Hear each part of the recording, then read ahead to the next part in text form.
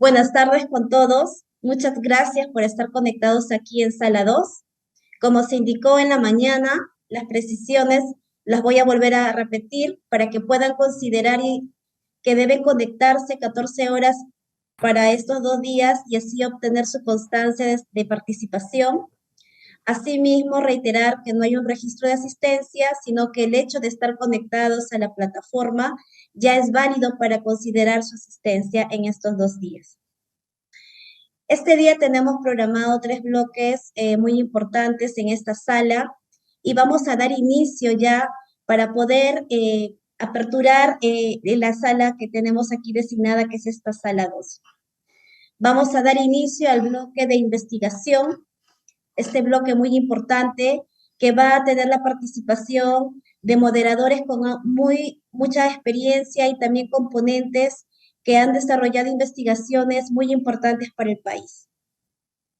Voy a dar inicio en estos momentos a este bloque, pero no sin antes de poder presentar debidamente a nuestra moderadora, que es la doctora Zuli.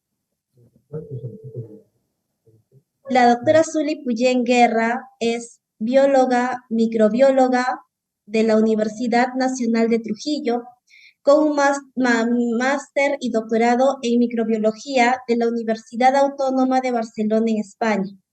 Además, tiene especialización en gestión de servicios en salud por la Universidad Peruana Cayetano Heredia.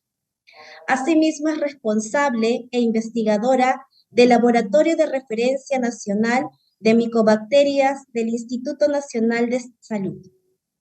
Asimismo, es experta técnica en procedimientos laboratoriales de tuberculosis bajo la norma 15 o 18.9 por INACAL.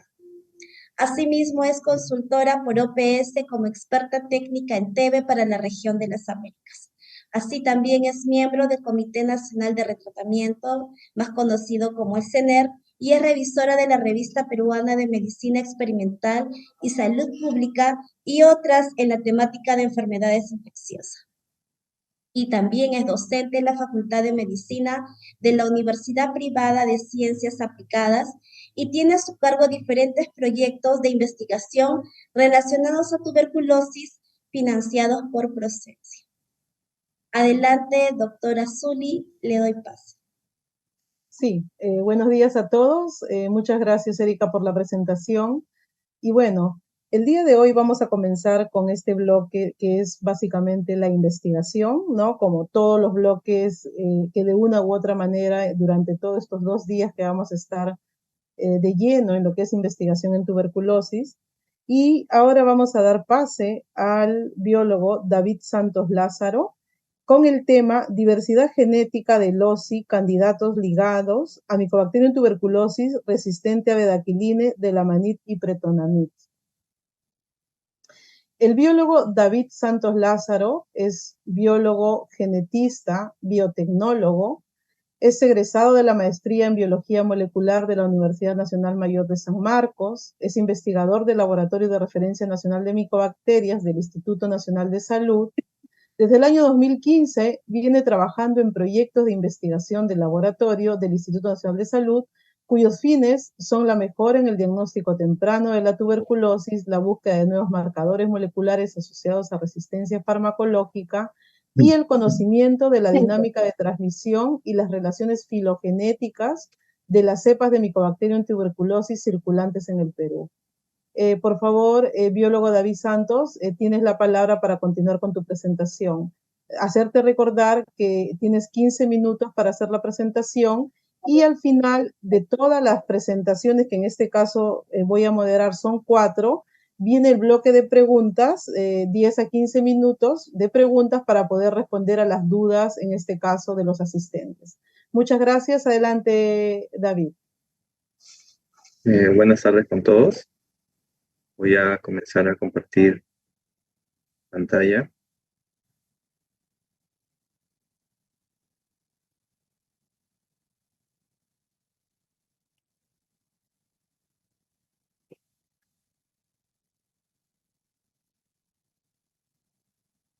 Okay.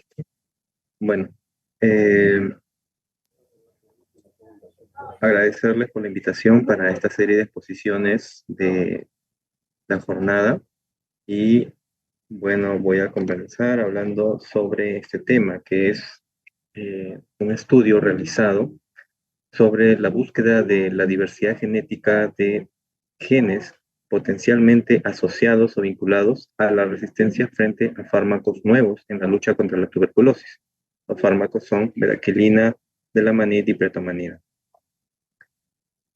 Este estudio fue realizado, llevado a cabo en la Escuela de Higiene y Medicina Tropical de Londres, con investigadores de allá, en donde también participamos, investigadores de acá de Perú. Formamos parte de este estudio, donde se incluyeron distintas muestras a nivel mundial y también de Perú. Para comenzar, la tuberculosis pues, es uno de los agentes infecciosos que sigue provocando daño a la población mundial. Por ejemplo, en el 2019 se estimó la presencia de 10 millones de casos de tuberculosis, de los cuales sucedieron 1.4 millones de muertes asociadas a la tuberculosis. La mayoría de estos casos se encuentran concentrados en las regiones de Asia, África y el Pacífico Occidental. El problema es que a través de los años, por el uso excesivo de los fármacos, se ha generado la drogoresistencia. Específicamente, las formas más conocidas de la drogoresistencia son la TB-MDR y la TB-XDR. La TB multidrogoresistente es la TB resistente a los dos fármacos más potentes contra esta enfermedad, que es la isoniazida y la rifampicina. Y la TB-XDR es una forma más fuerte, más letal, por encima de la TB-MDR.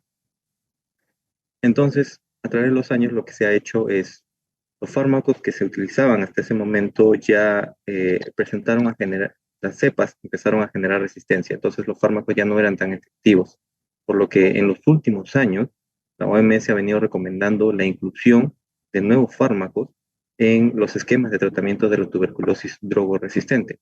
Por ejemplo, a partir del 2013 ya se incluyó la bedaquilina, a partir del 2014 el delamanid y ahora último en el 2019 la pretomamida.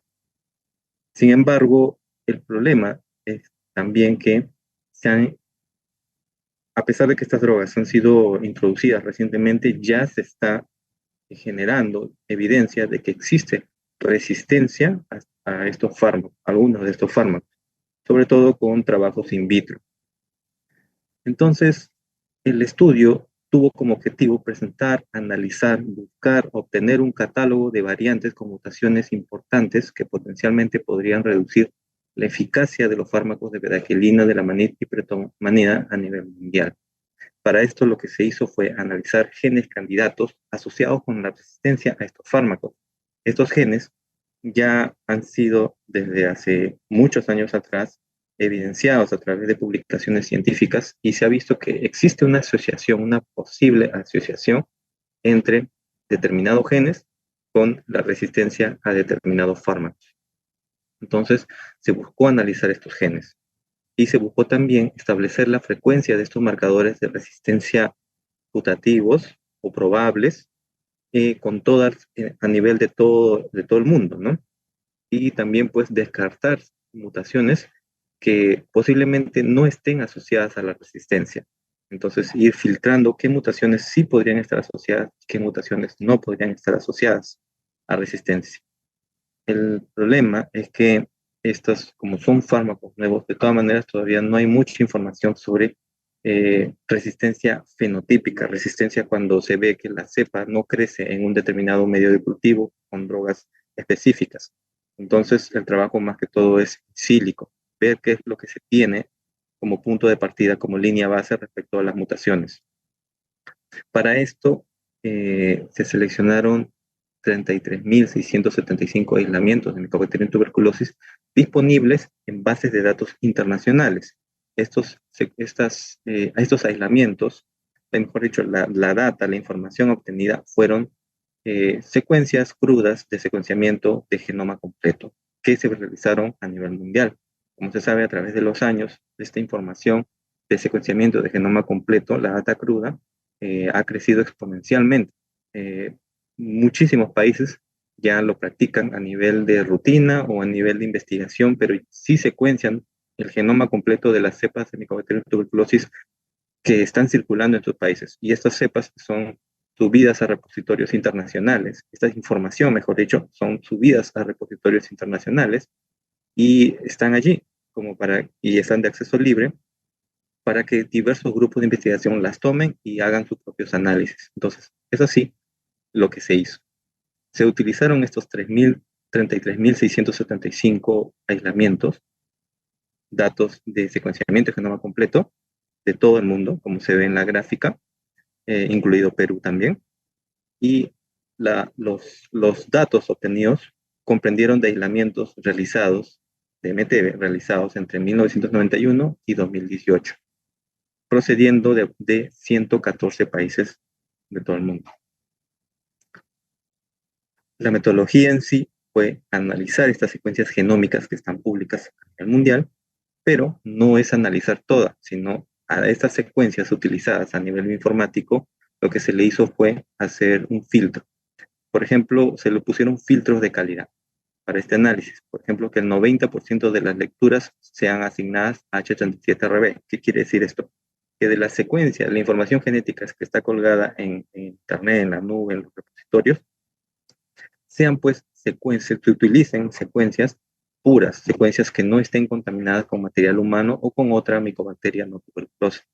Entonces, ese fue un filtro. Y las H37RB es la cepa referencial de micobacteria no tuberculosis pansensible. Además, se buscó que al hacer el alineamiento respectivo, o sea, los primeros análisis informáticos, la profundidad genómica promedio sea un mínimo de 30x. Quiere decir que hay una alta confianza de que la data obtenida va a ser representativo de la muestra que se está analizando y que más del 90% del genoma se ha cubierto. Es decir, que de cada aislamiento que se ha tomado la información, se haya secuenciado todo el genoma o más del 90% del genoma, al menos, y no haya muchas regiones génicas que no se hayan tomado. Entonces, estos tres criterios, pues, se realizaron, con esto se consiguió filtrar la información y obtener data de muy buena calidad para los análisis más complejos que se vienen, ¿no? Entonces, luego, cuando ya se tuvo esta información, lo que se hizo fue directamente hacer la predicción de resistencia o buscar y analizar esos genes candidatos para ver qué mutaciones se encontraban ahí. Para esto se utilizaron también un programa, el TV Profiler, que es un programa informático de acceso libre, y se hizo la predicción de resistencia de manera sílica, o sea, a nivel computacional, no a nivel de cultivos microbiológicos, sino solamente analizando la data informática. Para el caso de la veracilina se analizaron tres genes, el ATPE, el MMPR5, también conocido como el RB0687, y el PEPQ. Para el caso de la manid y pretonamid se utilizaron los 6 genes que se ven aquí. En total, se utilizaron 9 genes, posiblemente asociados con la resistencia a estos fármacos. ¿Y asociados por qué? Porque ya se tiene información previa de manera aislada por grupos de investigación de diversos países. ¿Qué se obtuvo? Se obtuvo de que la mayoría de todos estos más de 33.000 cepas estaban conformadas por muestras pertenecientes a los 4 principales linajes, el 1, 2, 3 y 4, también el 5, el 6, pero principalmente, como se ve allí, del 4, el linaje euroamericano, seguido por el linaje 2, que es el linaje asiático, que son los dos linajes conocidos ahora como linajes modernos, que son los mayores linajes de Mycobacterium tuberculosis que están circulando mundial. Y por los otros linajes también. Esto ayuda a tener pues una idea de que la muestra sí fue representativa a nivel mundial. Ahora, el detalle es que muchas de estas cepas respecto a la resistencia que estamos analizando fueron el 65% pansensibles, el 22% fueron TBMR y el 13% restante tuvieron algún otro tipo de resistencia. La mayoría fueron cepas pansensibles. Y cabe resaltar que de las cepas MDR, aproximadamente el 63% provinieron de Latinoamérica. Ahora, la gran mayoría, el 91% de los aislamientos que se recopilaron, son aislamientos que se recopilaron o secuencias con muestras, aislamientos que fueron secuenciadas, obtenidas antes de la introducción a nivel mundial de la veracilina y de la manid. por ende no debería haber mutaciones alguna, ¿no? Entonces, pero más del 90% fueron recopiladas entre el promedio, antes de 2014, podría decir. Las áreas geográficas más representadas fueron Europa, Asia Central, seguidos por la de África subsahariana, Asia Oriental y el Pacífico. En general, ¿qué se obtuvo? Este es un dato muy interesante. Se obtuvieron 1.227 variantes en los 9 genes candidatos. 1.227 variantes. Es una gran cantidad de diversidad genética que se ha encontrado, ¿no? El 78% de estas mutaciones estuvieron presentes en los aislamientos recolectados antes de la implementación. O sea, el 78% de estas mutaciones estuvieron en aislamientos previos al 2014, que es muy llamativo, que en teoría quizá no deberíamos encontrar mutaciones antes del 2014. Después del 2014 sí, porque ya se introdujo la droga, pero antes no, pero la mayoría se han obtenido antes. Además, se encontraron que hay mutaciones particulares que ya por otros estudios de manera microbiológica se ha visto que aumenta la concentración mínima inhibitoria y ya se encontraron en estas cepas. Específicamente, como se ven ahí, en el gen MMPR5, que está asociado con la resistencia a bedaquilina, se encontraron estas 3 mutaciones, y en el gen DDN, que está asociado con la resistencia a pretunamida, esa única mutación. Ahora, respecto a la resistencia a bedaquilina, en general, de todos los aislamientos introducidos en este análisis, se obtuvieron 467 mutaciones. De estas 467, 309 fueron mutaciones de tipo no sinónimas, que quiere decir que eran mutaciones que sí van a producir un cambio, una alteración en la proteína. Y estos 309 mutaciones fueron encontradas en 1085 aislamientos, del 3% del total de las cepas analizadas, ¿no? Que fueron... David, tienes 3 minutos, disculpa, por favor. Ya voy a terminar. La mayoría de estas mutaciones fueron encontradas en los genes MMPR5 y PEPQ, que son los 2 genes más asociados con estas mutaciones para la resistencia a bedaquilina. Y estos 2 genes, MPR5 y PEPQ, tuvieron una distribución homogénea. Sin embargo, el otro gen, el ATPE, tuvo una mayor concentración de sus mutaciones en la región promotora. Cabe resaltar eso. Para la resistencia de la manida y pretonamid se encontraron 1.595 mutaciones únicas, de las cuales 918 fueron no sinónimas, al igual que el caso anterior, y se fueron halladas en 8.622 aislamientos. O sea, es una gran cantidad de mutaciones que se está encontrando, ¿no? La mayoría de las mutaciones fueron encontradas en el gen FBIC. En conclusión, se tiene que existen variantes asociadas a resistencia muy frecuentes anteriores a la introducción de bedaquilina de la manida y pretonamid. Entonces, solamente como para hacer una pequeña discusión, ¿por qué es que existirían estas mutaciones? Si estas cepas, en teoría, nunca antes habían sido, pues, enfrentadas contra estos fármacos. Pues esto se podría explicar porque las mutaciones muchas veces ocurren de manera espontánea y se quedan fijadas. O que también, como en este trabajo se encontró, es que muchas de estas mutaciones no están asociadas a resistencia, sino más bien están asociadas a un tipo de linaje, están asociadas a un país en particular. Entonces no son mutaciones que causan resistencia, sino son mutaciones filogenéticas. Y eso es bueno saberlo. Se ha visto con este estudio, se han identificado mutaciones específicas que son filogenéticas, que por ende, en estudios posteriores que vengan, ya no se va a se tiene una idea de que estas mutaciones, si es que se encuentran, ya no se va a descartar como asociado a resistencia a estas drogas, sino como que están asociadas a factores de filogenia más que todo. Como dijimos hace un momento, lo que se obtuvo entonces es un catálogo de las mutaciones que están presentes en estas cepas, como un background. Y se tendría que contrastar con futuros estudios donde se encuentren otras mutaciones que sí se debería asociar directamente con la resistencia a estas drogas. Bueno, como le dije, hacer otros estudios para dilucidar estos mecanismos de resistencia a estos fármacos, hacer también una comparación fenotípica, no solo genotípica como se hizo hasta este momento. Bueno, eso sería todo. Muchas gracias.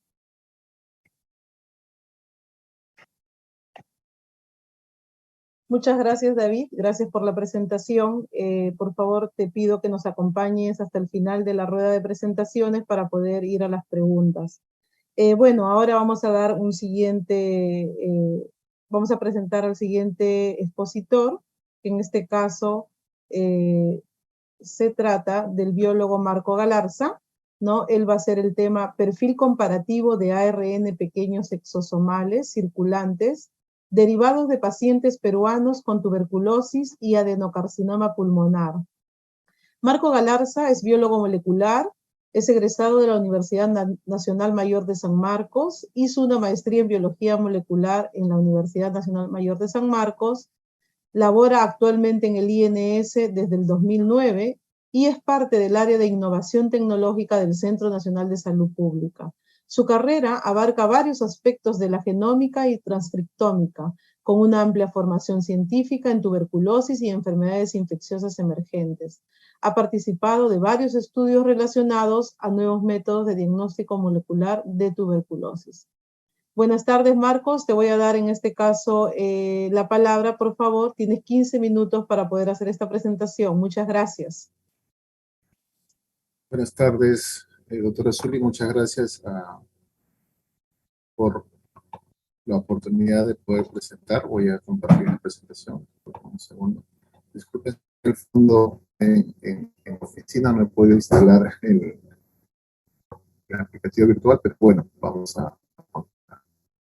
¿Me confirman si se visualiza, por favor, el PPT? Sí, Marco, te pediría, por favor, te puedas pegar un poquito más para que se pueda escuchar. Se escuche un poquito entrecortado, pero de más bajo. Gracias. Sí, se ve bien, Marco, ahora. No, ya se dejó de compartir, me parece.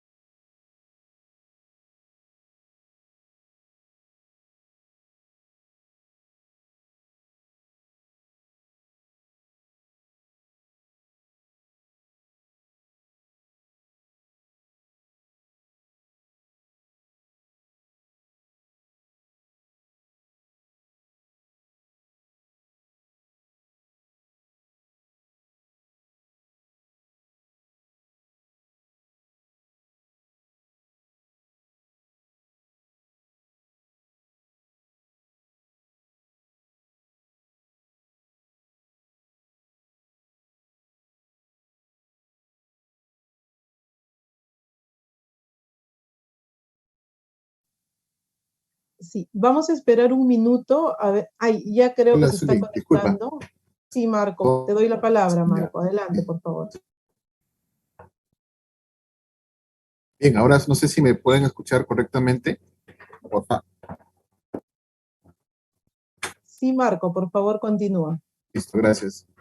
Bien, voy a compartirles un poco de la experiencia que hemos tenido aquí en el Instituto Nacional de Salud, de poder trabajar un poco en un tema nuevo para nuestro país, ¿no? Es un poco trabajar en una tecnología que es parte de un grupo de las llamadas omics, ¿no? Específicamente tratar de poder identificar qué moléculas pequeñas, en este caso son ARNs, que se encuentran dentro de unas microvesículas llamadas exosomas, pueden estar circulando dentro de los pacientes con tuberculosis, y también consideramos un poco de pacientes con adenocarcinoma pulmonar, con la finalidad pues de poder tener un biomarcador de diagnóstico, un biomarcador de monitoreo de enfermedad. En realidad sus usos son diversos. ¿Okay? Un poco aquí mostrarles el contenido de la exposición de hoy. Y bueno, esto ha sido publicado este año en una revista llamada Frontiers, donde pues, como ustedes pueden observar, ha sido un trabajo colaborativo donde han incluido investigadores del Instituto Nacional de Salud, del Instituto Nacional de Enfermedades Neoplásicas, de la Universidad Rutgers de Estados Unidos y también dos coinvestigadores de la Universidad de Chile. Para nuestra realidad, trabajar un poco en lo que es transcriptómica es algo todavía nuevo. No podemos hacer la parte experimental, sin embargo, tenemos un poco todavía que mejorar en lo que es la parte de análisis, ¿no? Los análisis bioinformáticos para este tipo de resultados en transcriptómica son todavía nuevos para nosotros. Entonces, trabajando colaborativamente con otros investigadores hemos podido sacar adelante este trabajo, que ha sido patrocinado por el Instituto Nacional de Salud. Bien, si hablamos un poco del problema, sabemos que somos un país con una alta tasa de incidencia en tuberculosis, ¿no? Entonces, la idea es poder tratar de conseguir pues, un biomarcador que de repente no sea muy invasivo, ¿no? Si queremos, por ejemplo, identificar tuberculosis en niños, muchos de ellos, los cuales no podemos obtener una muestra de esputo, podemos trabajar con otro tipo de muestras que serían opcionales, que tengan la misma sensibilidad de poder identificar al agente patógeno, ¿no? Entonces podemos trabajar con muestra de sangre, con muestra de orina, etc., ¿no? Entonces la idea también era, cuando se planteó este estudio, en poder ver qué biomarcador podemos encontrar en este caso en el hospedero. ¿Okay? Sabemos que una muestra de esputo podemos aislar el ADN de la bifidobacteria y podemos identificar por diversas metodologías este agente causal, ¿no? Desde una baciloscopía hasta un secuenciamiento del genoma completo. Pero otra opción es ver qué marcadores genéticos se encuentran, en este caso, en nosotros hospederos que desarrollamos la enfermedad y que sean altamente sensibles. Es en este punto que las omics juegan un rol muy importante, ¿no? Aquí solamente se muestran 3 de ellas: transcriptómica, proteómica y metabolómica. Cada uno de ellos estudia pues moléculas específicas. En el caso de transcriptómica vamos a evaluar o identificar la presencia de diferentes tipos de ARNs que puede haber en una muestra, con proteómica, o diferentes tipos de proteínas, interactomas, cómo se están relacionando. Y si hablamos de metabolómica, pues sabemos que todas las células van a producir diversos metabolitos como parte de su fisiología. Así que cuando comparamos un individuo sano versus un individuo con tuberculosis, vamos a ver también algunas diferencias con respecto a los metabolitos y sobre todo su concentración, ¿no?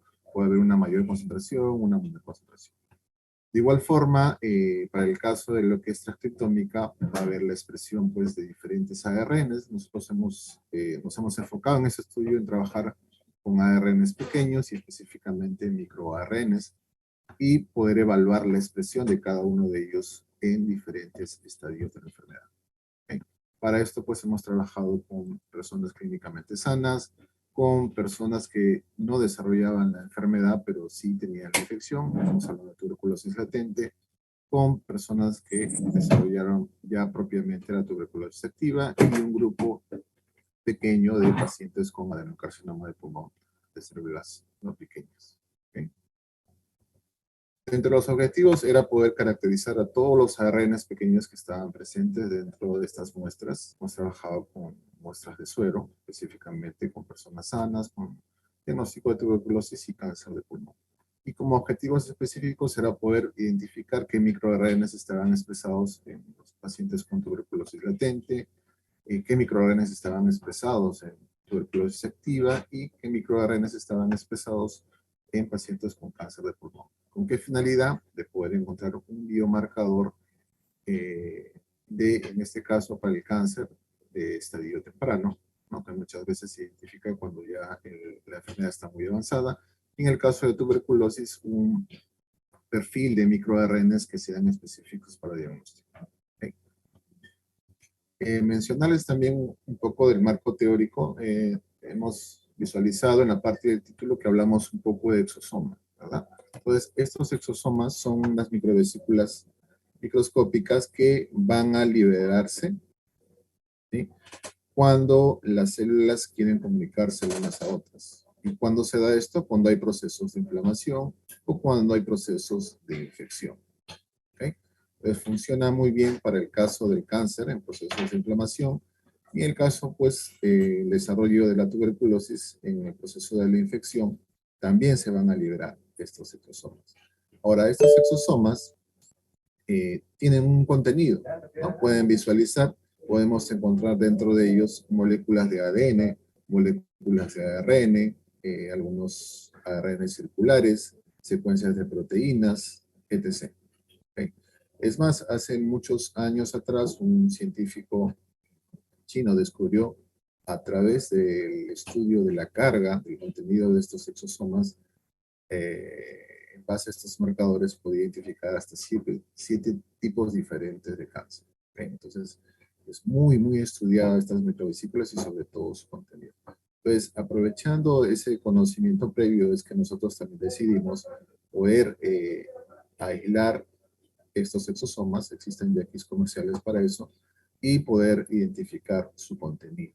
Entonces, un poco aprovechando de las tecnologías de las OMIs que hay, nos centramos en poder analizar mediante RNA-seq, que es una tecnología que analiza todos los ARNs que están presentes en una muestra.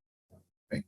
Entonces, aprovechando esa tecnología es que se decidió trabajar con muestras de suero, ¿sí? Entonces, a los pacientes, las personas sanas, a los pacientes con tuberculosis latente, tuberculosis activa y algunos con cáncer de pulmón, se les extrajo una muestra de sangre, en la cual se separó el suero. A partir del suero se aisló los exosomas y a partir de los exosomas se pudo identificar qué ARNs estuvieron presentes. ¿Okay? Entonces aquí figuran, por ejemplo, este estudio se incluyó 4 personas clínicamente sanas, 4 con tuberculosis latente, 8 con tuberculosis activa y 7 con cáncer de pulmón. ¿Okay? En el caso de los pacientes con tuberculosis eran pacientes recién diagnosticados sin tratamiento, al igual que los pacientes recién diagnosticados con cáncer de pulmón.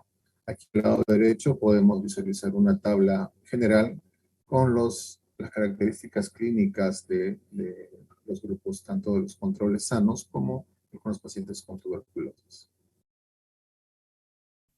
Entonces, una vez que pudimos aislar los exosomas y a partir de estos exosomas extraer el ARN, entonces ya se empezó con la metodología de secuenciamiento, ¿no? Entonces se hace una pequeña fragmentación de ese ARN en regiones más pequeñas, luego se hace la retrotranscripción y finalmente pues se va a hacer como paso siguiente la preparación de la librería. ¿Okay? Entonces una vez que tenemos esta preparación de la librería, vamos a hacer pues el secuenciamiento por síntesis, ¿no? Que es básicamente el principio de los equipos de una marca llamada Illumina. Este es un equipo HiSeq con el cual se pudo realizar este tipo de análisis. ¿Okay?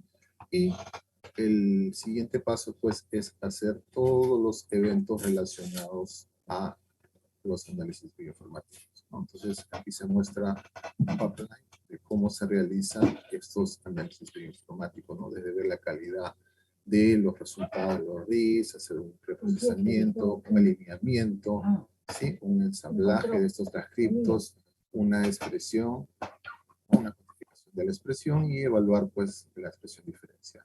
Entonces, cuando uno realiza estudios relacionados a transcriptómica, vamos a evaluar pues la expresión, ¿no? Entonces podemos decir que un gen está sobreexpresado, ¿sí? O podemos decir que un gen está subexpresado. ¿Con respecto a qué? Siempre trabajando, en este caso, con los controles sanos. Entonces podemos tener un gen X. Marco, tienes 5 minutos para finalizar, por favor. Gracias. Okay. Entonces podemos evaluar de esta forma la expresión de un gen. ¿Okay?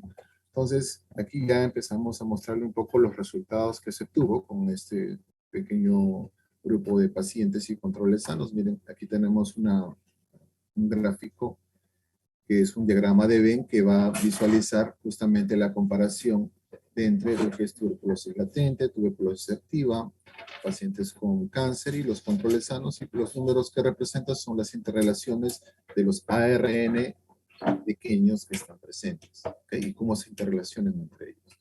Luego, posteriormente, ya se hizo solamente un análisis de microARNs, ¿no? Donde podemos ver pues, que hay algunos microARNs que se comparten entre el grupo de participantes del estudio, ¿no? Esto permitió poder anotar estos pequeños ARNs, ¿sí? Y esto se ha subido a la base de datos de GenBank, ¿no? Como país es uno de los primeros trabajos que se ha podido realizar al respecto. Aquí podemos observar cuáles son esos ARNs que están expresados diferencialmente, tanto en ARNs pequeños y aquí al lado derecho con respecto a lo que es microARN, ¿no? De repente los números no nos llaman mucho la atención, vamos a pasar a describir más que nada ya, como se dice, con un nombre y apellido, cuáles son esos microARNs. Pues aquí pueden ustedes visualizar una tabla que evalúa la expresión de estos microRNAs. Los nombres están aquí en el eje de las X de cada uno de esos microRNAs que estuvieron presentes. LTB corresponde a tuberculosis latente, ATB tuberculosis activa y PA adenocarcinoma de pulmón. ¿Okay? Todos estos resultados ya son obtenidos básicamente con la comparación de los controles sanos. ¿Okay? Entonces los colores don't regulate va a significar que la expresión de esos microRNAs están subexpresados, los upregulate están de color rojo, van a indicar que están sobreexpresados, y los que aparecen en color blanco significa que no está alterada la expresión de ese gen. ¿Okay? Entonces, miren, para nuestro caso, para el estudio en tuberculosis latente, por ejemplo, se puede identificar 4 microRNAs que están subexpresados y uno que está sobreexpresado, y en tuberculosis activa, 5 que están subexpresados y uno que está sobreexpresado, ¿no? Que nos podrían servir como biomarcadores de diagnóstico de la enfermedad. Entonces, para esto se necesita evaluar.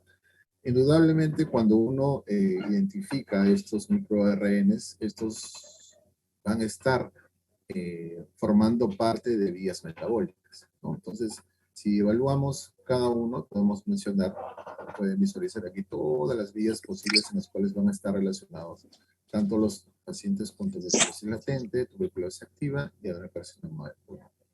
¿Okay? Entonces existen bases de datos que nos permiten realizar este tipo de análisis.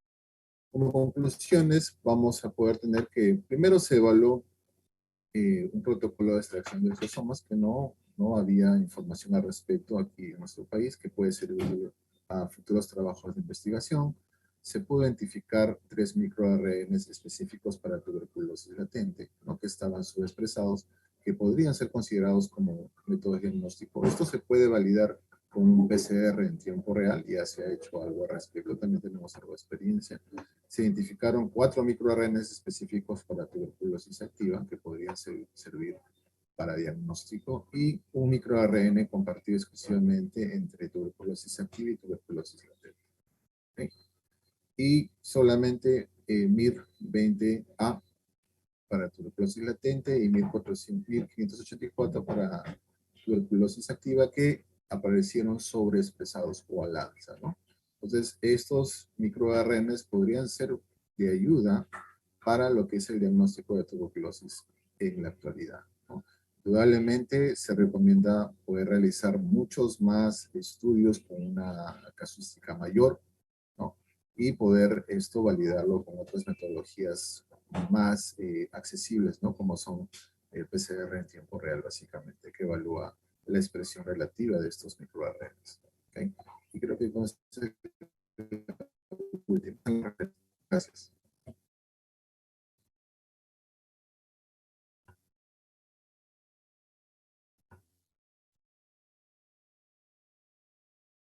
Perfecto, Marcos. Muchas gracias, Marco, por la presentación. Te invito, por favor, a que puedas permanecer en la sala para, al final de la rueda, comenzar con las preguntas.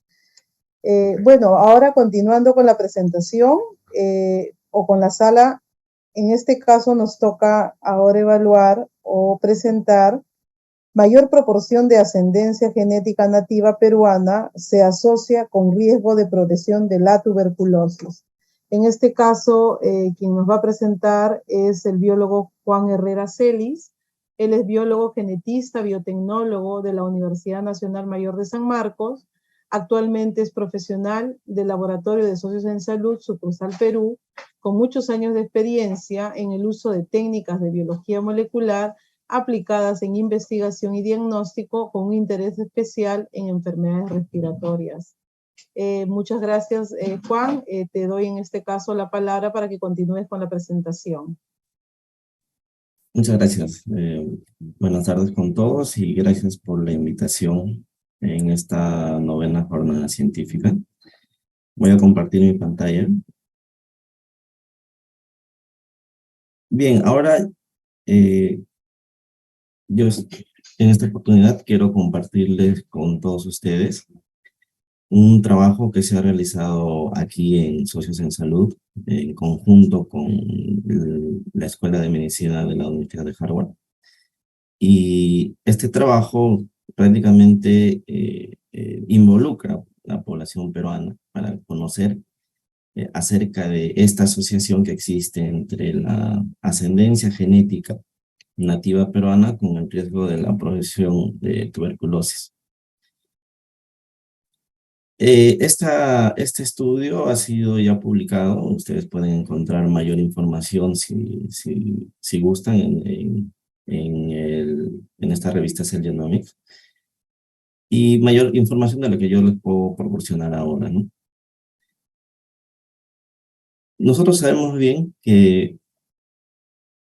Perú es un país con mayor incidencia de TB en América Latina, ¿no? Estos son los datos de un informe regional del 2020 de la tuberculosis en América Latina.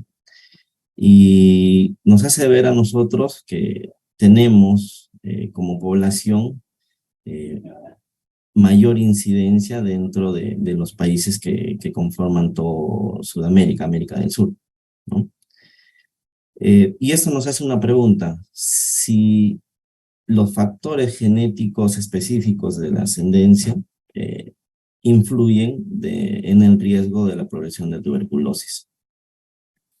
Para esto, nosotros marcamos como objetivo determinar si estos factores genéticos influyen en el riesgo de la progresión de tuberculosis en un corte de peruanos de ascendencia mixta, admixture. Esta ascendencia mixta se sabe que estas poblaciones tienen diferentes componentes genéticos que pueden venirse a lo largo de su historia como sociedad, ¿no? Sabemos que en poblaciones peruanas hemos sufrido migraciones de Europa, de África, de Asia. Y además, también como objetivo, se quiere determinar si los factores sociodemográficos o clínicos conocidos en estudios de TB influyen en el riesgo de la progresión de la tuberculosis.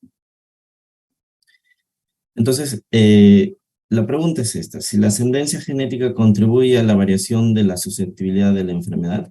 Ya han habido estudios, ¿no?, que se ha presentado, por ejemplo, en el caso de gemelos monocigóticos y disigóticos. En este caso, se ha visto que el desarrollo de TB es más alta dentro de gemelos monocigóticos, entendiendo que los gemelos monocigóticos son gemelos que vienen de la fecundación de un mismo óvulo, ¿no?, de un solo óvulo, en comparación con los gemelos disigóticos que son de la fecundación de dos óvulos diferentes.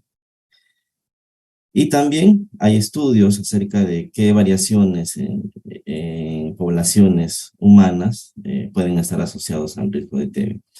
Yo acá les muestro algunos gráficos, unos gráficos de tipo Manhattan, ¿no?, en las cuales en el eje X existe está la posición de los cromosomas, ¿no? Las coordenadas cromosómicas en las cuales se van a encontrar diferentes marcadores. En este caso estamos hablando de SNPs.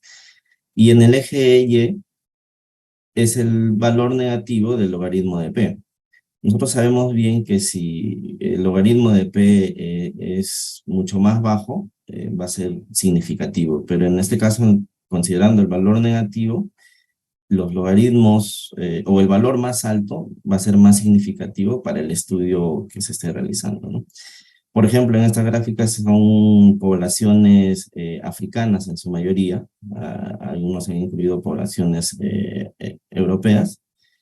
Y también hay un estudio de poblaciones peruanas. Este es un gráfico de un artículo también de una investigación que se hizo acá en Socios, en las cuales se observa que hay ciertos marcadores, ciertas variantes, ciertos SNPs que se presentan en las poblaciones y que podrían estar involucrados en el riesgo de TB, ¿no? ¿Qué otra consideración podríamos tener? Por ejemplo, también se sabe que a lo largo de la historia en ciertas poblaciones se han ejercido selecciones negativas de ciertos marcadores o ciertas variantes que confieren la susceptibilidad a TB, ¿no? En este caso, mayor riesgo a TB. Por ejemplo, en poblaciones europeas ha habido una selección negativa por la carga de TB, que ha disminuido la frecuencia de esta variante, y lo que de cierta forma como que ha dotado de cierta resistencia o de cierta protección contra TB, ¿no? Esta es una gráfica de una publicación de un grupo de investigadores en las cuales han observado que esta variante, un SNP, a lo largo de la historia de las poblaciones europeas, han tenido una caída, ¿no? También hay estudios en los cuales se ve que poblaciones africanas han tenido dotaciones o de genes europeos, y estos les han conferido de cierta forma cierta protección, ¿no?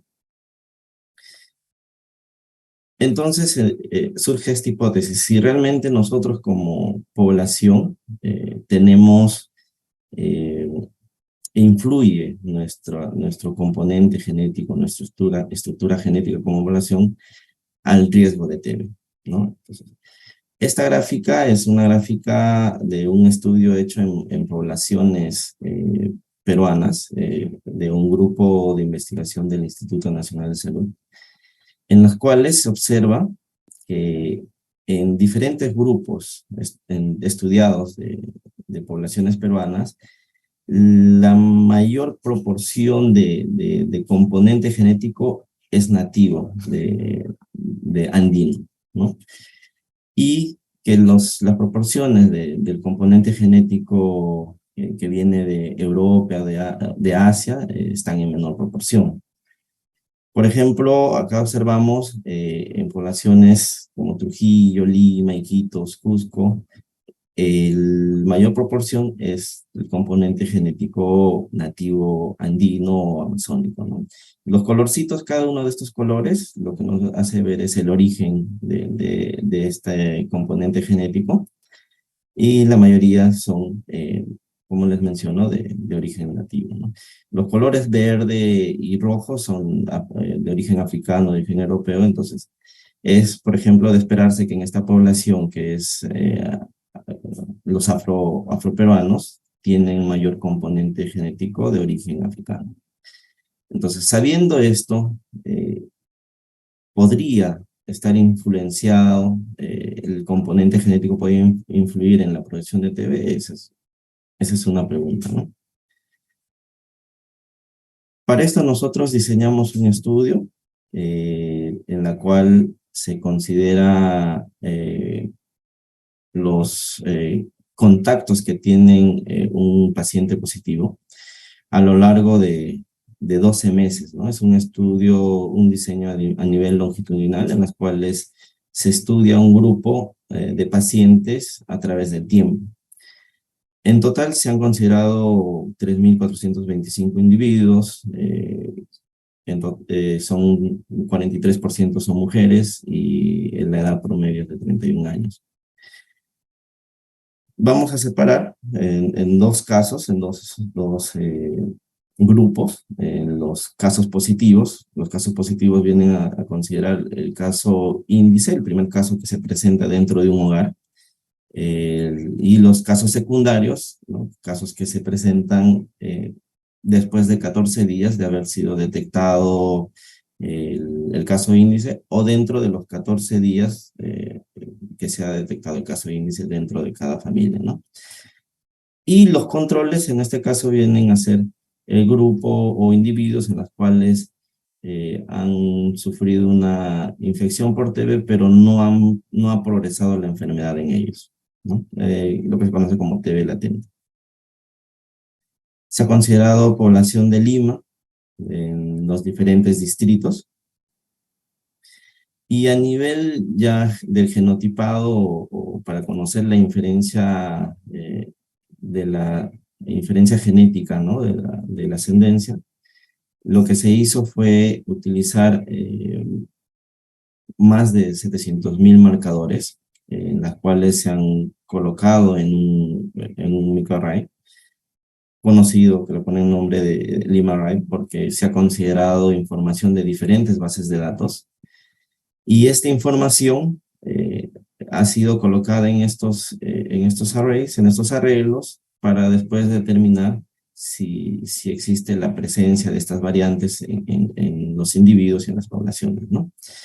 Para esto se tiene la sangre de los individuos en el estudio, se hace una extracción de ADN, se fragmenta, se hace una hibridación, se marca y después a través de análisis bioinformáticos se captura las señales y se hace el análisis.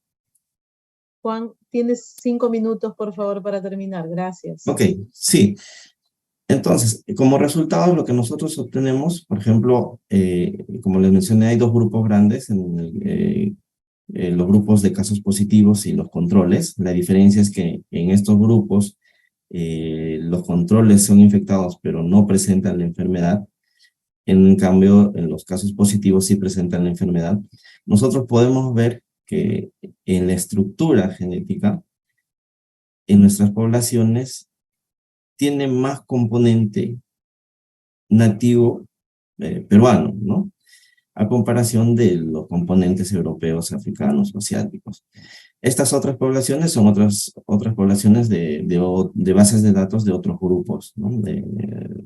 Por ejemplo, de pobladores europeos que radican en Utah, de africanos, asiáticos. Entonces nosotros podemos ver acá que existe un marcado componente genético andino dentro de nuestros grupos de estudio. Ahora, ¿esto está involucrado en el riesgo de TB? Es la pregunta y la respuesta a la que queremos llegar. Si nosotros comparamos casos de TB, los grupos con casos de TB positivos y los grupos controles, observamos que en el caso de grupos positivos existe una mayor densidad de variantes involucrados en el riesgo de TB en proporciones más altas de individuos que tienen componente genético nativo peruano, ¿no? En esta otra gráfica, lo que se hace es ver si el riesgo de TB comparado con la proporción genética nativa andina tiene alguna relación. Entonces, sabemos que el odds ratio del riesgo de TB, ¿no? Las probabilidades de sufrir TB, mientras sean mayores de 1, está más asociado a la condición, en este caso a la enfermedad de TB. Y en el eje X nosotros observamos que a mayores proporciones vemos que existe mayor riesgo a la progresión de TB, ¿no? Existe esa asociación. Como les mencioné, también se quiso estudiar si factores sociodemográficos o factores que están involucrados en estudios de TB como la edad, el sexo, la condición económica o relaciones de parentesco, también estarían involucrados o influyen en la progresión de TB.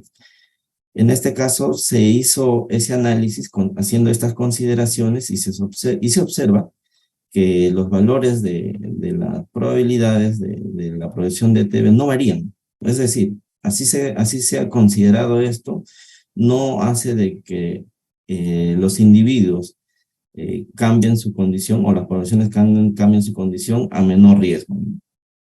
Y los valores de P hacen que esta información sea significativa.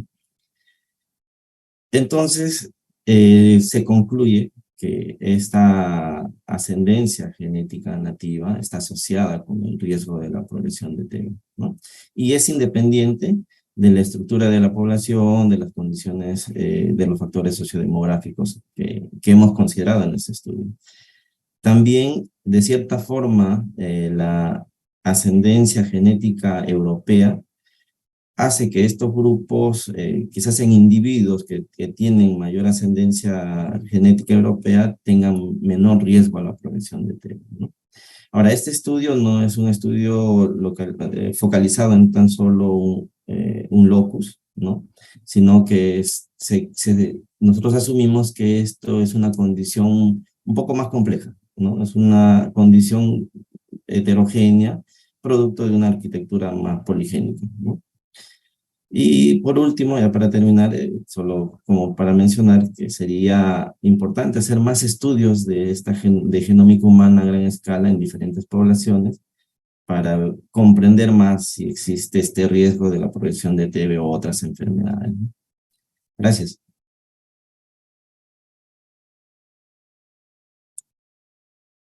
Eh, muchas gracias. Muchas gracias por la presentación excelente. Ahora creo que hay que dejar de compartir la pantalla. Ok, perfecto. Muchas gracias, Juan, por la presentación. Por favor, te pido nos acompañes hasta ya la última presentación que toca ahora para continuar con las preguntas.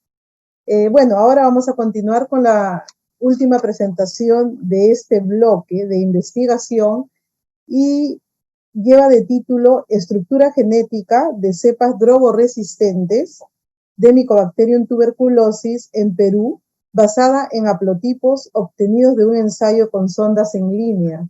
Nuevamente tenemos acá al quien va a hacer la presentación de esta ponencia, que es el biólogo David Santos Lázaro. David, te doy por favor la palabra. Tienes 15 minutos para hacer tu presentación. Muchas gracias. Okay. Muchas gracias.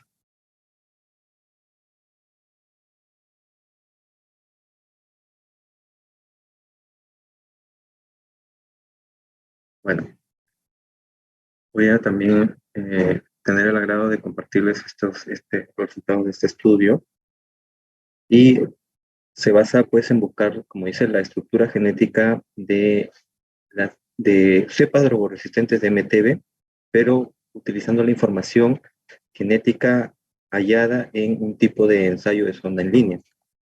Este estudio fue realizado verdaderamente en el Instituto Nacional de Salud por investigadores del Instituto Nacional de Salud. El problema de la TB, pues, como ya mencioné, es una enfermedad prevenible, curable, y es causada por una bacteria, el Mycobacterium tuberculosis. Es la segunda causa de muerte a nivel mundial por un agente infeccioso después del COVID. Y el problema es que se genera la drogoresistencia, la TB-MDR y la TB-XDR, como mencioné en la exposición anterior. Perú es considerado actualmente, según el reporte global de la tuberculosis de este año, dentro de los 30 países con mayor carga de TB-MDR a nivel mundial. Los objetivos de este estudio fueron determinar la estructura genética de cepas drogoresistentes en el lapso tratadas en el Laboratorio de Referencia Nacional de Micobacterias en el lapso de los años del 2011 al 2015, utilizando un ensayo de sonda en línea llamado Genotype MTBR Plus, la versión 2. Se buscaron obtener las frecuencias de las mutaciones detectadas mediante este ensayo y con estas mutaciones armar haplotipos genéticos y a su vez ver la distribución geográfica de estos haplotipos. Para esto, como mencioné, se utilizó el ensayo de sonda en línea, que es una prueba molecular que analiza el ADN de la micobacteria aislada, la micobacteria que la muestra pudo haber venido por esputo o por cultivo, pero se le extrae el ADN. Este ADN es amplificado mediante técnicas moleculares y se utiliza un sistema de hibridación reversa, en donde en unas tiras, como se ve en la imagen de la derecha, se van a desarrollar patrones, bandas, de acuerdo a si el ADN de esta bacteria, o si la bacteria, la cepa, tiene resistencia a rifampicina o a isoniazida. Para la resistencia a rifampicina, analiza el gen RPOB, y para la resistencia a isoniazida, el CAG y el INHA, como vemos ahí en la imagen. El estudio inicialmente abarcó el análisis de un total de 39.453 resultados que llegaron al laboratorio, que se obtuvieron en el Laboratorio de Referencia Nacional de Micobacterias del INS entre el 2011 y el 2015. Sin embargo, luego de ciertos criterios de inclusión e exclusión, en los que principalmente se descartaron los resultados de tuberculosis sensible para ambas drogas, se quedaron con un total de 6.589 resultados pertenecientes a cepas MTB drogoresistentes, de los cuales el 4.773, a la vez de tener un resultado de genotípico por Genotype, por el ensayo de sonda en línea, también tenían un resultado fenotípico por el método de proporciones Agar 7H10. Este 6.589 muestras procedieron de todas las regiones del país, como se ve allí, del norte, del centro y del sur, y estuvieron comprendidos principalmente por aislamientos realizados entre el 2013, 14 y 15, también del 2011 y 2012. Sin embargo, no hay mucha data sobre eso, porque recién en esos años es que este ensayo de sonda de línea fue implementado en el Laboratorio de Referencia Nacional. La metodología fue utilizar los patrones de bandas obtenidos en estos resultados y mediante una asignación de código binario 0,1 determinar, formar una hilera de resultados, se podría decir, concatenar los resultados de tanto el gen RPOB, del gen CAG y del gen INHA, concatenarlos y obtener una sola lista de presencia-ausencia de bandas de hibridación con el código binario. La concatenación fue utilizando la disposición de estos genes en el genoma referencial, RPOB, después se ponía la información de las bandas de INHA y luego se ponía la información de las bandas del CAG, no según la disposición que estaban en el kit en sí, sino conociendo ya la disposición de estos genes en el genoma de MTB. Asimismo, se hizo una asociación estadística de los haplotipos. Luego de obtener los haplotipos, se vieron qué haplotipos estaban asociados, daban resultados de asociación con determinados fenotipos, por ejemplo, con la TBMDR, con la TBXDR, TB mono resistente a rifampicina y sunicida, según el método de referencia, que fue el método de APP, como mencioné hace un momento, el agar proporciones en placa en medio Middlebrook 7H10. Se utilizó, la prueba estadística fue el test exacto de Fisher y se utilizó un procedimiento, el cual se ve acá, pero que en pocas palabras es el mismo procedimiento que se utilizó para hacer el análisis que en el 2018 la OMS realizó para obtener una serie de mutaciones, recomendar una serie de mutaciones que estaban asociados con la resistencia a drogas de rifampicina e isoniazida. Y producto de este análisis estadísticos es que se obtienen pues las clasificaciones. A los haplotipos se le va a clasificar que están con una alta, intermedia o mínima confianza de asociación con estos fenotipos, con estos tipos de tuberculosis. Lo que se va a saber es si determinado haplotipo está asociado o no con la TBMDR, con la TBXDR o otro tipo de tuberculosis.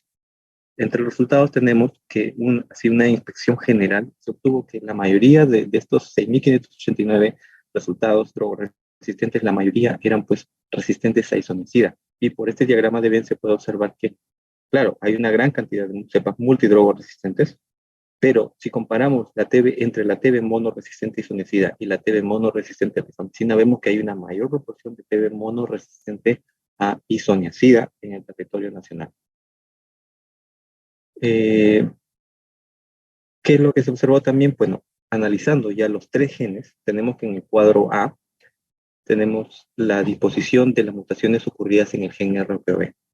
Este kit detecta 4 mutaciones específicas en el gen RPOB. Las 4 mutaciones, pues que en teoría a nivel mundial son las más prevalentes. En nuestro caso, para la realidad nacional, se vieron que las mutaciones que más prevalecen de estas 4 es la S531L, la que se ve las barras amarillas en el cuadro A, y la D516P. Sin embargo, la H526Y o la H526 fue muy baja su proporción en las cepas drogoresistentes. Para el caso de la resistencia isoniazida, vamos a ver los cuadros B y C. En específico, el cuadro B habla sobre el gen CAG. Está asociado a la resistencia a un alto grado de resistencia frente a la isoniazida. Y la mutación que prevalece ahí es la mutación S315T, T1 en particular, que es un tipo de cambio nucleotídico distinto a la S315T2. Y respecto al gen INHA, que está asociada principalmente con resistencia de bajo nivel a la isoniazida, tenemos que la mutación más prevalente, la que ganó, se podría decir, es el cambio de citosina por timina en la posición -15 del gen INHA, es decir, en la región promotora de este gen. Esas son las, se podría decir, 1, 2, 3, 4 mutaciones en general que prevalecieron a través de todo este periodo de años, estos 5 años de estudio, ¿no? Pero si vamos a analizar solamente el gen RPOB, vemos que alrededor del 80% de la resistencia a rifampicina está dada por estas 4 mutaciones principales que les mencioné, que son las que el kit detecta, el ensayo de sonda en línea detecta de manera directa. Las que están con líneas escritas en negritas allí, la S531R, la D516B, la H526D y la H526Y. Esas son las mutaciones que van a abarcar el 80% de los casos de resistencia a rifampicina. Sin embargo, hay un 20% de resistencia a rifampicina que no está dada por estas mutaciones, sino que se detecta la resistencia de manera indirecta, simplemente por ausencia de alguna sonda wild type, pero que también está asociado a resistencia. Se emite un resultado de resistencia. Sin embargo, la bibliografía nos dice qué es lo que puede estar pasando ahí, es que existen otras mutaciones, no específicamente, por ejemplo, la S531L, sino puede ser la S531W, y así, o cambio a otro aminoácido distinto. Esto va a generar pues una detección de la resistencia de manera indirecta, o como se habla actualmente, una resistencia inferida. Pero esa sería pues la proporción más o menos de resistencia inferida que tendríamos en nuestra población para la resistencia a rifampicina. Para la resistencia isoniazida, que tiene más o menos la misma historia. La mayoría de la resistencia isoniazida está dada por las mutaciones encontradas en este kit, pero hay un 0.5% para el CAG o 8% para el gen INHA, que están dadas por otras mutaciones no detectadas puntualmente por este kit.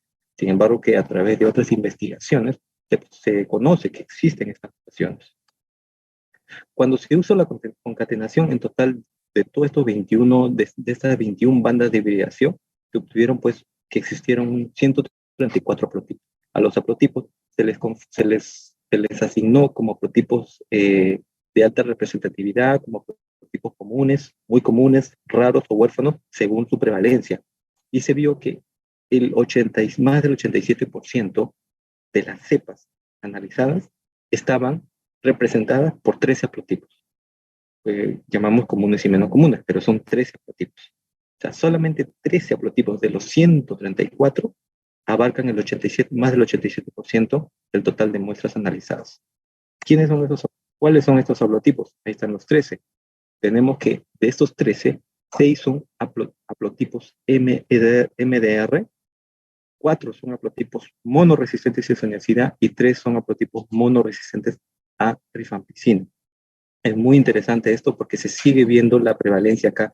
Primero la TBMDR y luego la TB monoresistente a isoniazida. ¿Qué más observamos? Que de estos haplotipos, la mayoría de estos haplotipos estaban pues centralizados, su prevalencia de esos haplotipos ocurría en lo que es Lima y Callao, principalmente en Lima ciudad y en Lima Este. David, es donde se vio que observan. ¿Perdón? 5 minutos, David. Ok. Ya. Es donde se veía la prevalencia. Específicamente, si nos restringimos a Lima, estos haplotipos comunes estaban principalmente en San Juan del Lurigancho, en los distritos de San Juan del Lurigancho, Ate, La Victoria, El Agustino y Lima Centro. El resultado de la asociación, como resultado del análisis de asociación entre los haplotipos y la resistencia fenotípica, se encontraron pues que la mayoría de mutaciones para el caso de la TBMDR, interesantemente, se dieron por, claro, mutaciones en el gen RAPB, por mutaciones puntuales encontradas directamente por el kit, resistencia directa, pero para la resistencia isoniazida, como vemos en el cuadro, se observa que la mayoría de las mutaciones que están asociadas a la TBMDR para la resistencia isoniazida es causada por mutaciones en el gen CAG, específicamente la mutación S315T. Esto es muy interesante, porque es como decir que encuentras la mutación S315T y ya es un predictor de quizá de MDR. Ahora, también se vieron casos discordantes entre los resultados genotípicos y los resultados fenotípicos. La discordancia principalmente estuvo dada por esas resistencias detectadas de manera indirecta, la resistencia inferida. Por lo tanto, por ejemplo, tenemos en este cuadro, en el A, B y C, tenemos cuando desaparece solamente el Waltai-2, cuando desaparece solamente la sonda Waltai-3 o la sonda Waltai-4. Y la desaparición de estas sondas 2, 3 o 4 se ve que están, digamos que, relacionadas más con un resultado fenotípico de sensibilidad que de resistencia. Caso contrario se ve con las otras ondas, con la desaparición de la sonda 3-4, la desaparición de la sonda 7 solamente, la desaparición de la sonda 48 solamente. Entonces, estas se ven relacionadas más con un resultado de resistencia a la respectiva droga. ¿Por qué sucede esto? Porque ya se conoce por resultados de investigación que existen muchas mutaciones en estas regiones génicas, muchas mutaciones llamadas controversiales, causan bajos niveles de resistencia. Por eso es que el kit lo puede detectar, pero la parte fenotípica no lo detecta. ¿Por qué? Porque digamos que sus concentraciones críticas son menores dispuestas por la OMS, por ejemplo, para el caso de la rifampicina, y estos resultados, todas estas mutaciones controversiales, se van a asociar con resultados pobres en el tratamiento. ¿Y por qué? Porque también no se va a percibir rápidamente el crecimiento de estas cepas en los medios de cultivo, porque tienen, por su propia genética, van a tener un retraso aún mayor en el crecimiento respectivo. Como conclusión, se tiene pues que se obtuvieron 134 prototipos existentes. Hay una gran variabilidad. Solamente analizando esos 3 genes, solamente ciertas regiones de esos 3 genes, porque ni siquiera se analiza cada gen en su totalidad, sino solamente regiones hotspot, que la mayoría de estos haplotipos resistentes pues están en la zona centro y este de Lima, y que existe una fuerte asociación entre los haplotipos resistentes con las mutaciones detectadas de manera directa por el kit. Sin embargo, también existen estas mutaciones controversiales que pueden afectar el correcto diagnóstico de los pacientes. Eso sería todo. Muchas gracias. Muchas gracias, David, por la presentación. Muchas gracias a todos los ponentes, en este caso, David, Marco y Juan, por las importantes presentaciones y hallazgos que han presentado durante esta rueda o este bloque, que básicamente habla del tema de investigación. Solamente para hacer un consolidado de lo que ellos han presentado, en primer lugar hemos podido ver mediante la primera presentación que hay diferentes tipos de mutaciones que se pueden dar en el genoma de Mycobacterium tuberculosis. Sin embargo, no todas ellas son causantes de resistencia a drogas. Esto es un ámbito muy importante que los investigadores trabajamos en el afán de mejorar cada vez más la detección de la resistencia que se da en el genoma de Mycobacterium tuberculosis a las diferentes drogas que utilizamos en el tratamiento anti-TB. Asimismo, hemos conversado un poquito de qué trata, de qué es lo que es, la palabra microARN es una palabra amplia, pero de tanta significancia en estos últimos tiempos, ¿no? Y nos pueden dar como o sentar aquellas bases que necesitamos también para ampliar el conocimiento en los nuevos biomarcadores que se necesitan para poder diagnosticar diferentes tipos de enfermedades, como por ejemplo la TB latente, la TB activa o la adenocarcinoma pulmonar. Adicionalmente, también hemos conversado de cómo es que la ascendencia genética influye en el riesgo de la progresión de tuberculosis. Y los hallazgos que se han encontrado en esta investigación es que realmente es positiva, que quiere decir que sí hay una asociación, ¿no?, en el riesgo de la progresión de la TB en la población peruana, ¿no? Y también se han concluido en esta investigación, además de otras, que las ascendencias europeas y de África Occidental tienen un riesgo reducido para la progresión de tuberculosis. Hallazgos muy importantes, de hecho, que también sentan bases importantes para continuar en estas investigaciones. Finalmente, hemos logrado también escuchar de cómo se puede analizar la estructura genética de las cepas de Mycobacterium tuberculosis que circulan en el país a través de los datos de la rutina, ¿no? Un hecho que muchos laboratorios trabajamos en nuestra rutina diaria, y cómo es que estos datos nos pueden servir para tener un basal, ¿no?, de cómo es que nuestras mutaciones más prevalentes en el país pueden estar rondando o circulando en algunas regiones y cómo estas en el tiempo pueden cambiar.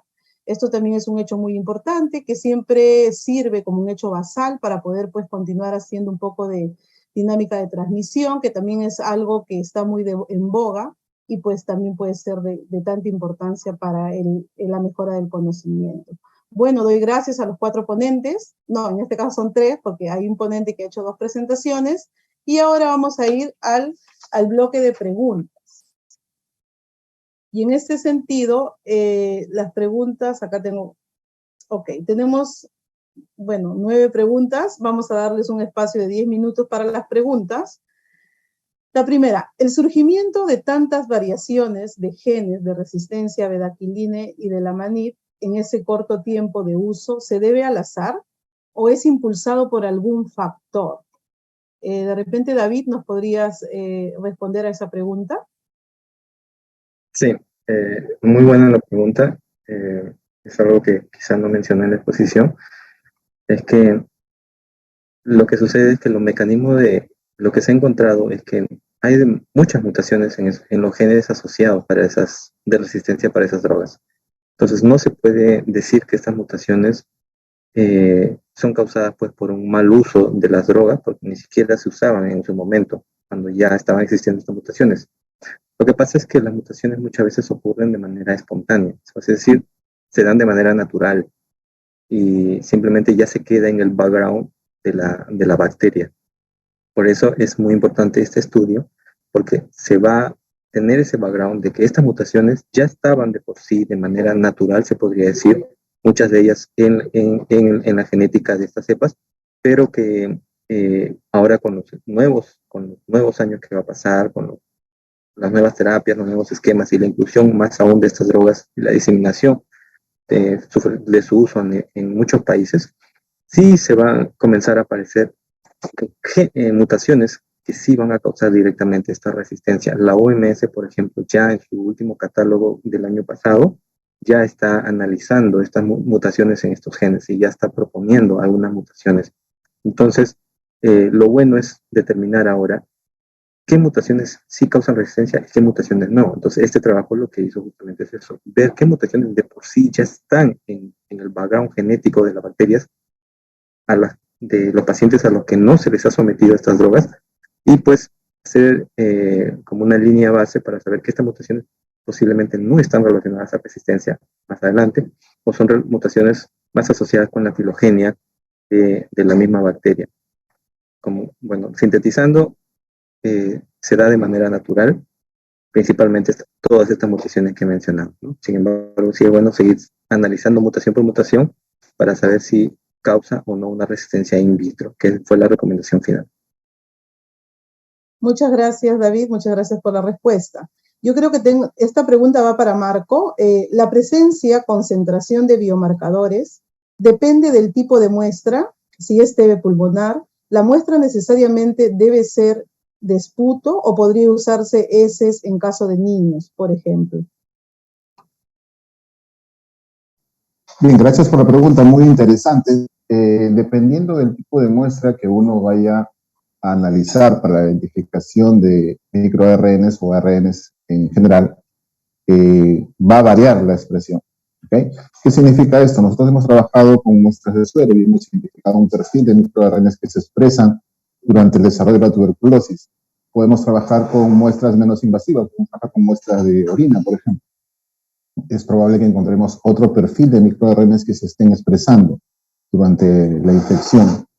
Si podemos trabajar con muestra de esputo, de igual manera se puede aislar también a partir de la muestra de esputo de exosomas y microRNs y vamos a tener otro perfil de microRNs. ¿No? La idea es poder encontrar biomarcadores con muestras que no sean invasivas, ¿no? Y justamente por eso consideramos a algunos pacientes con cáncer, porque este tipo de tecnologías RNA-seq ayuda a tener un diagnóstico temprano de la enfermedad. ¿Ok? Realmente va a variar el perfil de microRNA también podemos estar con que se trabaja. Ok, Marco, muchas gracias. Esta pregunta, perdón, se me movió, va para Paul. Perdón, para Juan, disculpa Juan, ya te cambié de nombre. ¿Es posible determinar dentro de los grupos nativos peruanos, quechuas, aymaras u otros, cuál está más asociado a tener tuberculosis?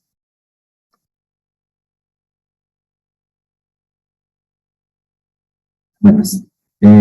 Sí, eso es la parte final como una recomendación, ¿no? Una reflexión de que si nosotros hiciéramos más estudios de genómica humana en diferentes poblaciones del Perú, no solamente, por ejemplo, este estudio está involucrando solo a población de Lima, y si se hiciera en otras poblaciones amazónicas, andinas, podríamos encontrar una información adicional, ¿no? Que nos ayuden a comprender mucho más sobre la porción genómica que tienen estas poblaciones con el riesgo a TB. Perfecto, Juan, muchas gracias. Una segunda pregunta para David. David, ¿estás presente? Sí. Sí. Ok, David. Las cepas o aislados que presenten mayor número de variantes son más susceptibles a desarrollar genes de resistencia.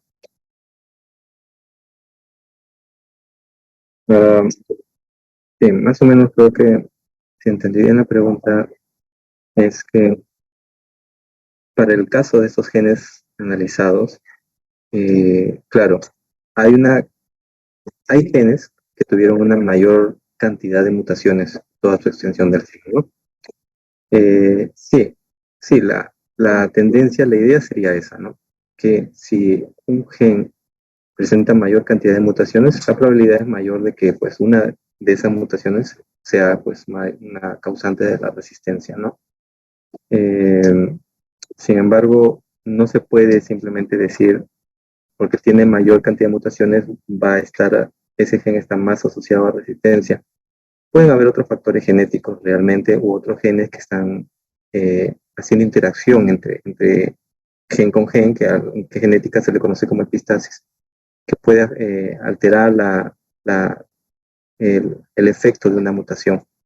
Para esto es muy importante, para discriminar realmente cuál gen está más asociado con la resistencia o qué mutación en particular sí confiere resistencia. Para eso es muy importante hacer estos análisis comparativos entre ver la mutación y ver su comportamiento de esta cepa en un cultivo in vitro, o sea, la parte fenotípica versus la parte genotípica y ver su comportamiento. Esa sería pues la mejor forma realmente de saber si qué mutaciones o qué gen está más asociado con la resistencia. Actualmente también existen metodologías, por ejemplo, como la simulación dinámica de proteínas a nivel computacional para ver cuál es el efecto de una mutación, pero todo es a nivel, pues, computación in silico, ¿no? Lo determinante siempre lo va a ser al final, pues, compararlo, ver cómo se comporta esta cepa en un medio de cultivo con la respectiva droga. Ok, David, muchas gracias. Muchas gracias a todos los ponentes. Hay más preguntas, pero el tiempo siempre es corto. Y bueno, muchas gracias a los tres ponentes y espero todos hayan podido escuchar y disfrutar de las presentaciones. Agradezco a la organización por la invitación y bueno, muchas gracias a todos. Hemos finalizado en este caso este blog. Muchas gracias. Muchas gracias. Gracias, hasta luego. Hasta luego.